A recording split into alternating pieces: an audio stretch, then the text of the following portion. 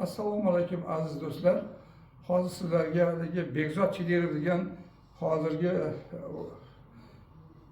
bizlarni nuroniy boksyorlarimizdan o'z vaqtida O'zbekiston terma komandasida 10 yillab bo'lib, O'zbekistonni Toshkentni himoya qilib, O'zbekiston chempionatlarida yaxshi natijalar ko'rsatib, Osiyo chempionati bo'ldi, bir necha marta jahon chempionati bo'ldi.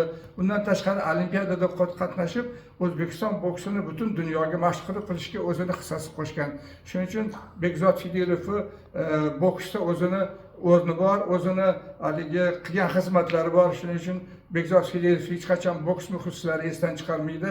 Shuning uchun Bekzodga sog' salomatlik tilaymiz, ishlarida rivojlik tilaymiz. Ishlayotgan maktabi har doim O'zbekistonda, Toshkentda birinchi bo'lib, O'zbekiston boksini rivojlanishga o'zini hissasini qo'shsin.